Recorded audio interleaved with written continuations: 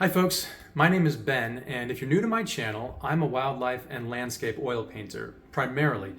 But I will take on commissions sometimes, and those commissions don't always follow the normal subject matter that I would choose for myself. And this video is a perfect example of that. Recently, I was commissioned to do an oil painting based on the Legend of Zelda video game series, in particular the game Breath of the Wild. I'm actually a big fan of the Zelda games, but I've been so busy in recent years, I actually have not played Breath of the Wild or Tears of the Kingdom, the newest game. So I knew this was going to be a challenge. There were going to be some things they'd want to see that I wouldn't be familiar with. In addition, it was the end of the school year, I was moving into a new apartment, and even just painting in the style of a video game was new for me. It was actually way more challenging than I thought it would be. So let's take a quick look at how I made this one happen. Now, I'm actually a big fan of open world games, and I really like the art style and the color scheme that they went with for Breath of the Wild. There's a great mixture of realism in this atmospheric perspective, but also a simplicity that's very pleasing to look at. Being new to this game meant that I had to rely on reference images pretty heavily to make sure I got the details right.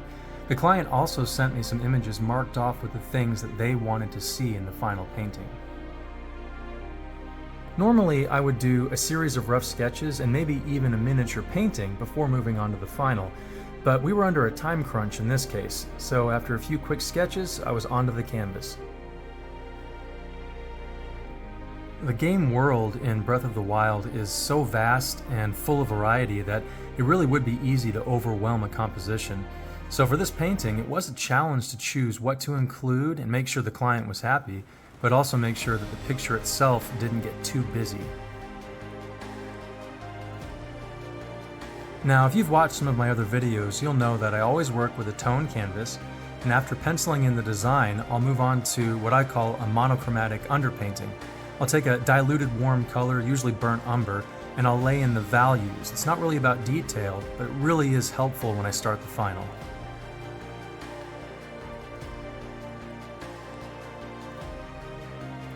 As you can see here, I'm sticking with a larger brush just so I won't be tempted to get too wrapped up in detail.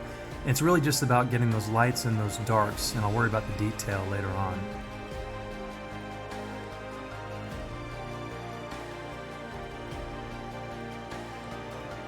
The sky is probably the most important part of any landscape painting. Its brightness or darkness and its color really dictates everything else that happens on the canvas. In this case, I knew this was going to be a challenge because it's a video game. The colors don't really follow real life. I was going to have to break some rules. The client had also shown me some screenshots that they particularly liked, and there was a wide color range, so this was definitely a challenge.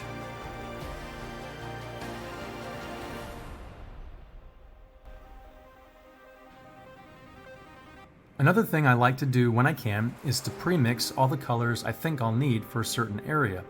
In the sky, I also like to work a la prima, or wet on wet. This just means that while the paint is still wet, I'll lay in blocks of color and do a smooth blend with my brush, hoping to get a nice gradient between those darker cool colors and the lighter warm colors.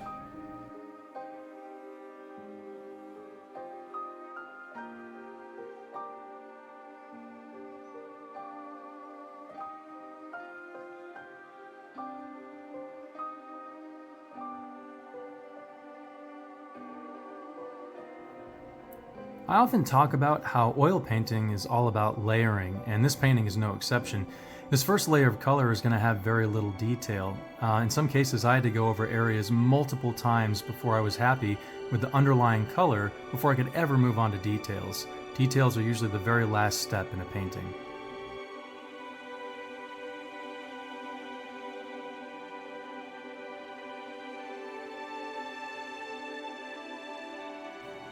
One particular challenge with this piece was getting Death Mountain and those distant hills to really feel distant, like they're far away, but also to have the look of the video game. Breath of the Wild keeps some pretty strong and dark colors at those distances, so it was a challenge, and you can see I've pre-mixed these colors here on my palette to try to get it right.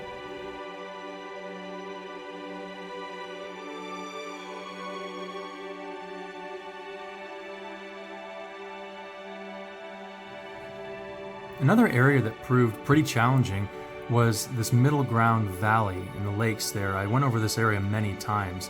If you're wondering why you're seeing purples and pinks and reds and not green for grass, so it's because that warm light from the sunset is flooding down there. It's going to be impacting that whole area.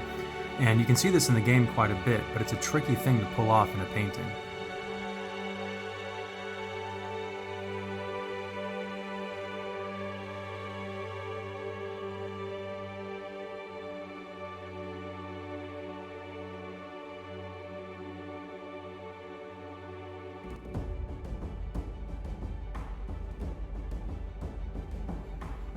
I'm sure some of you are thinking, whoa, what's going on? I thought he was done with the sky. Well, I thought it was too, but paint will darken as it dries, and the more I looked at this one, the more I realized that my composition as a whole was going to be too dark unless I got some more brightness up in the sky. And you just got to do that sometimes. Painting's all about layering, and it happens to every artist, I guarantee you, from the newest to the most professional. So if it happens to you, I'd encourage you, don't get frustrated, stick with it, it will be worth it in the end. So there are a lot of different colors in this sky, but some of the primary ones I used were aerolite yellow, cadmium yellow, quinacridone magenta, Payne's gray, phthalo blue, and cobalt teal.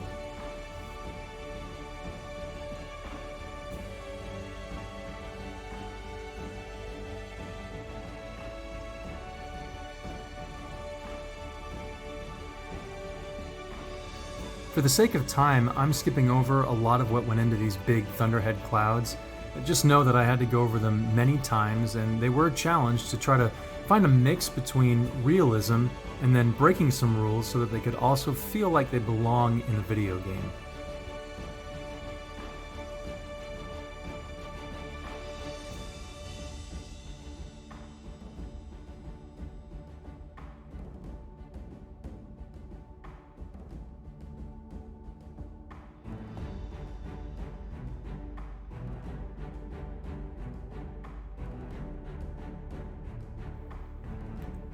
Now I'm working on creating a bloom lighting effect on Death Mountain.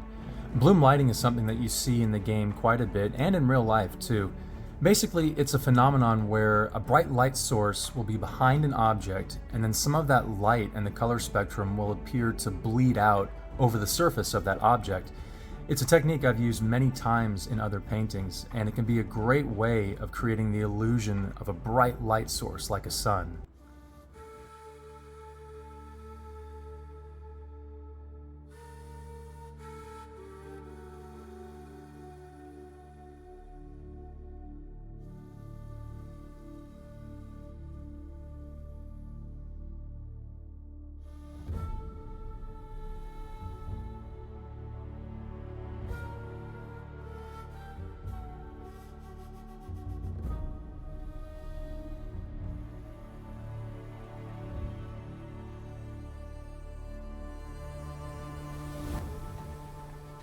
At this point, I could start putting in some of those smaller details, and I've always loved detail in artwork, but it is a balancing act between how much to show and how much to leave to the viewer's imagination.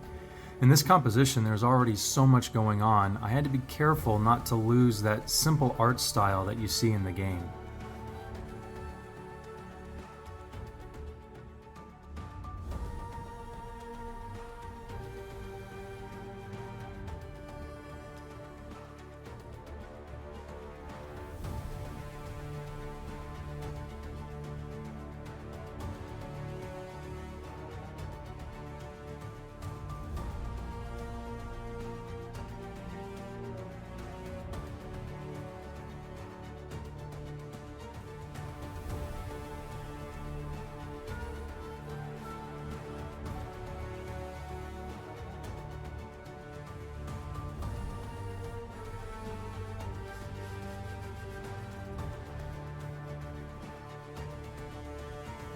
Now we're finally on to the foreground of this painting. And there's a lot of little things that I do to try to create that depth that I'm going for.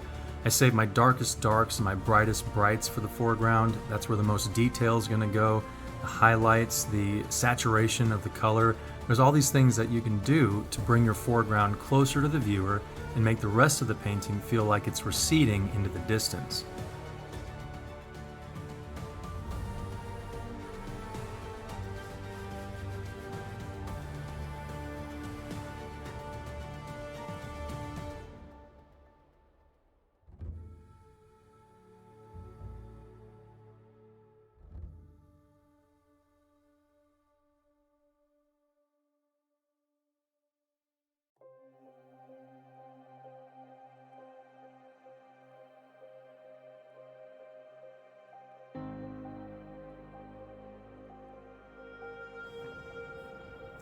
Now, even when crafting Link, who is the focal point of this painting, I still had to be careful with how much detail to include and how much to leave out. Breath of the Wild has a sort of cell animation style to it. It's beautiful to look at, but it also means that I had to be careful not to go for photorealism in my painting.